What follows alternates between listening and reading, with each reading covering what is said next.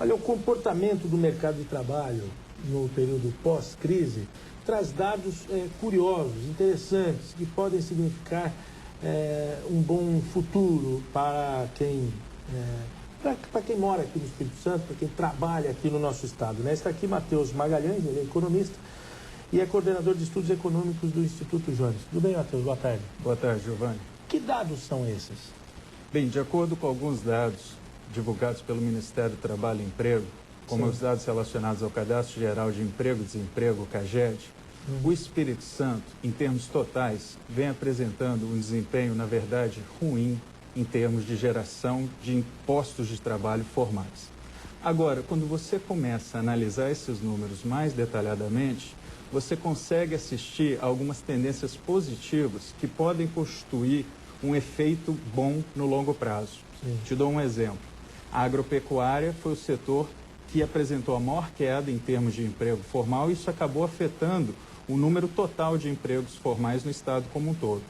Por outro lado, quando a gente olha para os municípios individuais do estado do Espírito Santo, a maior parte dos municípios que apresentaram um bom desempenho em termos de mercado de trabalho foram municípios do interior do estado. E isso é bom no sentido que vai de acordo com o Plano de Desenvolvimento de Longo Prazo do governo do estado, o ES 2025, cuja uma das metas é a interiorização do desenvolvimento econômico. Você acha que quando a gente vai conseguir perceber mais claramente esses reflexos? Eu só peço que você responda essa pergunta, daqui a pouco eu vou chamar rapidamente os dados, os números do mercado financeiro nessa segunda-feira, que tem que ter chamado lá no início do bloco, mas eu não sei, a gente começou a entrevista e acabei não chamando. Claro. Então vamos aos dados do mercado financeiro. O dólar começa a semana operando em alta. Por volta do meio-dia desta segunda-feira, a moeda norte-americana era vendida a 1,88, alta de 1,30%. O euro também opera com valorização, cotado em R$ 2,64, alta de 1,36%. Já a Bovespa inicia a semana com desvalorização. Ao meio-dia e 7, o índice caía 2,68% aos 55.120 pontos. Daqui a pouco tem os dados do café, mas como a gente está falando de economia, né, o mercado financeiro a gente colocou aí no meio da entrevista, justamente para a gente falar disso aí. Aí esses comportamentos de dólar e da Bolsa certamente tem muita influência também no nosso mercado aqui, né? Com certeza, o Espírito Santo é uma economia que é extremamente condicionada ao desempenho do cenário externo. Ou seja, o que acontece no contexto internacional acaba afetando mais a economia do estado do Espírito Santo do que a economia de outros estados. Por um lado, isso é ruim, porque gera maior volatilidade, maior incerteza no nosso estado. Por outro lado, isso é bom no sentido de que, quando começar a ocorrer uma recuperação no cenário internacional, o Espírito Santo tem tudo para ser um dos primeiros estados do país a retomar um processo de crescimento acelerado.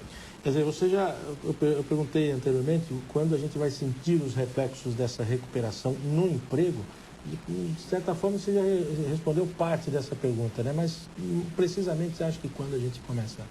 Eu acho que é sempre complicado a gente estabelecer uma data específica para uma recuperação em economia. Qual a tendência? O que a gente nota hoje em dia em economia? Há um consenso entre os economistas que o pior da crise já passou. Que essa crise de 2008 foi, na verdade, uma crise de incerteza. E o pior já passou e agora a gente tem um processo de recuperação que está ainda muito incipiente, muito lento e gradual. O Espírito Santo ainda apresenta um processo de recuperação que está abaixo em relação ao resto do Brasil, mas, de novo, o que a gente nota, olhando para os dados, os estudos que a gente faz lá no Instituto Jones dos Santos Neves, o que a gente nota é que, quando o Brasil cai, o Espírito Santo às vezes cai mais do que o Brasil, mas quando o Brasil recupera, o Espírito Santo recupera mais do que o Brasil e mais do que a grande maioria dos estados brasileiros. Quer dizer, a partir disso é que vocês concluíram lá que com a recuperação, certamente o mercado terá também uma recuperação. Mas você acha que em termos de qualificação, quer dizer, esses empregos que serão recuperados primeiro seriam aqueles mais qualificados, mais bem remunerados ou não temos dados a respeito?